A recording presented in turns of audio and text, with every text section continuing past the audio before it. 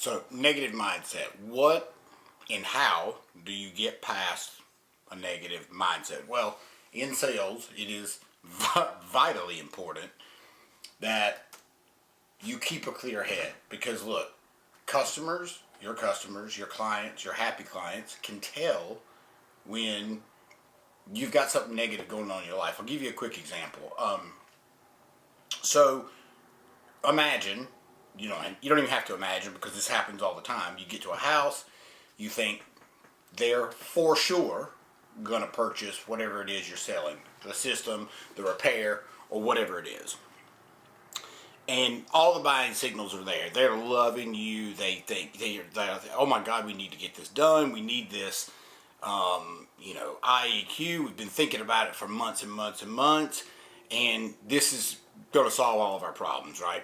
I just use IEQ as an example.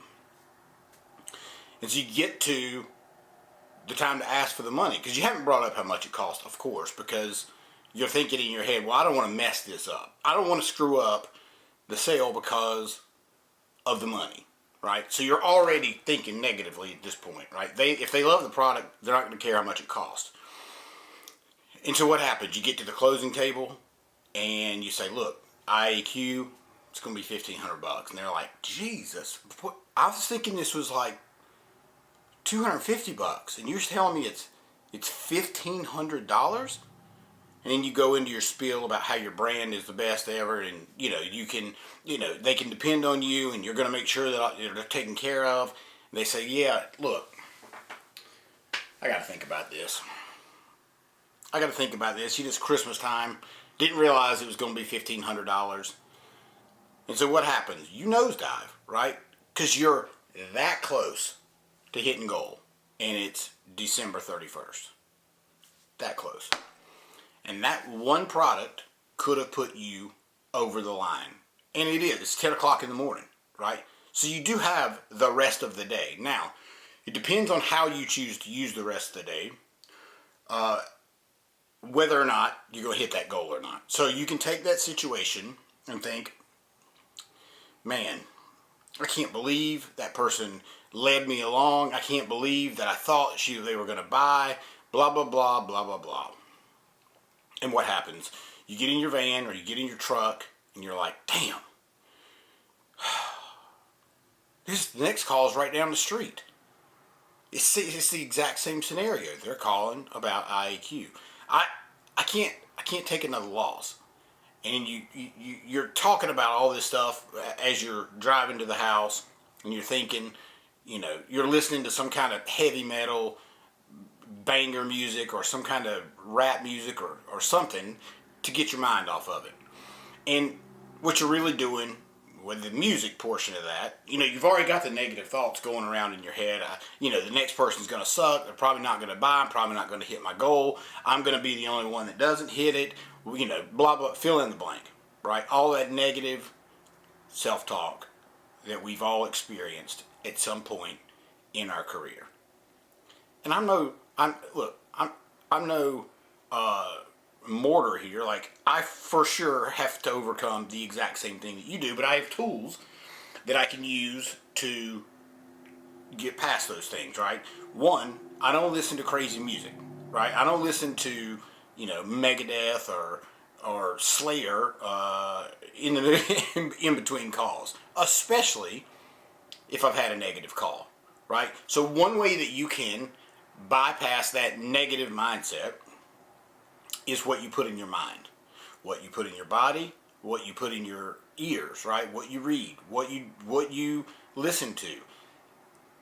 It is an absolute statistical fact that if you take two equal salespeople with the same scenario, and one of those salespeople listens to, let's just say, the Successful Life podcast in between, quick plug, in between calls, and you're listening to an owner or another technician, let's call it a technician, that's been successful. They sold $10 million last year, and you're listening to how they did it, or you're listening to the positives of how they have conversations with customers. Or you take that same identical salesperson, and they're listening to Snoop Dogg talking about rolling up a blunt and smoking it on 420, right? It is two entirely different mindsets. You got a growth mindset and you have a comfort mindset.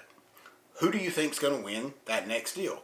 Most likely, I'll say just about every time, the person listening to the podcast. It doesn't have to be mine. It could be Waste No Day podcast. It could be Sam Wakefield's podcast. It could be any podcast that's going to be a positive thing for you, right? So you got to be really aware of what you're putting in your mind. The other thing you need to be aware of is who you're hanging out with, who you're talking to. So in between those calls, if you and your wife have been fighting, or girlfriend, or whoever, and you decide, I'm going to call and see if everything is okay at home. And when you make that call in between the last sale and the next sale, and your wife or girlfriend says, you're a real dick this morning.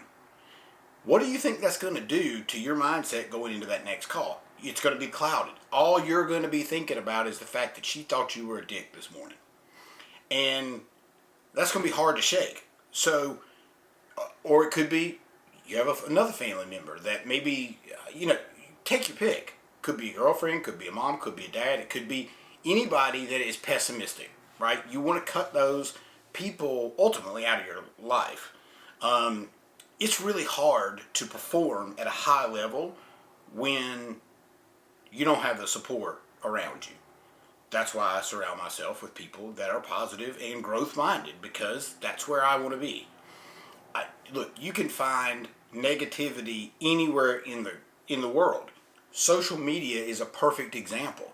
If you're scrolling through Facebook in between those calls and you see people talking about, how, Donald Trump's going to be the next coming of Christ, or Joe Biden, or any of that garbage, right? Or the news, all that stuff is geared to get you emotionally triggered. And if you allow those things in your life, you're going to allow yourself to be emotionally triggered. It's so important what you look at, what you watch, what you put in your mind. All right, so if you get to that, when you get to that next house, one of the things, and I don't have it on today, but sometimes, when I kind of started retraining my brain not to be in a negative mindset, I would take a rubber band and put it on my wrist. Pow! And I'd pop the daylights out of that thing every single time I would come across a negative thought. It's a pattern break. It breaks the pattern of thinking by snapping your wrist. And I know you're thinking, well, Corey, that's going to hurt. You're damn right it's going to hurt. But I assure you that stinging on your wrist is going to make you not think about that negative thing. Right? So, here's the other thing. If you, case in point, you want to avoid negative self-talk. You want to avoid negative information going into your mind, right?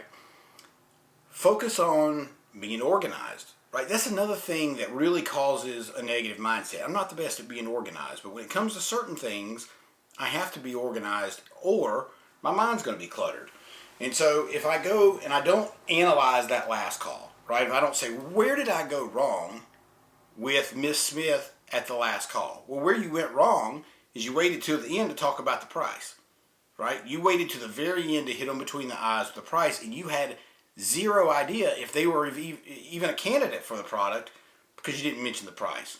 Now, this could be counterintuitive to what your company structure is, but at the end of the day, one thing that you could do, or another thing that you could do, is say, Miss Smith, have you ever priced IAQ? Have you ever looked around? Have you had anybody else come out? Well, no, Corey, I never even looked into it. I have no idea how much it costs. Well, what were you thinking? Well, I don't know, $250. Well, Miss Smith, it's, IAQ is $1,500. It cleans the air in your house. It helps you breathe better, reduces allergies. Those dogs you've got, it completely eliminates all that, I don't know if it's dandruff. It's not dandruff, but whatever it is dogs put out. And so you tee that up to give them reasons why that $1,500, it's worth the $1,500. I'm just using that as a number. So if you find yourself slipping down into a negative mindset, I'm going to recap. 1, don't listen to negative music. 2, don't go scroll through social media and see how great everybody's life is because you know it's bullshit. 3, use that rubber band. Pow! Snap it, right? 4, reassess what went sideways in that last call. Really think about what went sideways, and then next, visualize in that next call. Visualize what it is, visualize how you want that next call to go. Because if you can see it, you can play it through in your mind how that call's going to go, then you've got a better opportunity of successfully completing that call. But if you go in there unprepared, if you go in there half-cocked, if you go in there jammed up with music in your back of your mind, or from a phone call that you shouldn't have made, then that rents space in your mind. And if you have negative situations renting space in your mind, well, you're kind of giving away the possibility of having a successful call. I'm not saying it can't happen, but of course it can. But don't you want to increase the chances of that happening? Here, the things I listed are all going to take away from that. And look, nobody's perfect at this. But one thing I'll tell you is when you leave a bad call, you can't expect for the next call to go the same way. At the same time, which is going to sound counterintuitive, when you have a good call, that's momentum, right? But it doesn't necessarily have to be momentum if you have a bad call. You're just going to have bad calls. And some of those, they're going to happen regardless of how great you are. It doesn't really matter how great you are. You're still going to have bad calls. But you got to be able to overcome them through the things that I just mentioned. And look, I don't know if you listen to books. I don't know what you listen to, but those things are super important. And by using that windshield time to learn about how to get better is 100% going to help you in that house, right? And maybe you couldn't answer a question. Maybe you got stuck and they asked you a question about IQ that you just didn't know the answer to. Find out that answer before you go to the next house, right? Find out how to solve that problem the next time you're there. And look, if you have to, spend a couple of minutes in your van. You could do some breathing exercises. You could just take a mental break, put the phone down, and really just walk through how that next call is going to go. And I guarantee you your closing rate will go up. I guarantee your success rate will go up if you do the things that I listed. I guarantee it.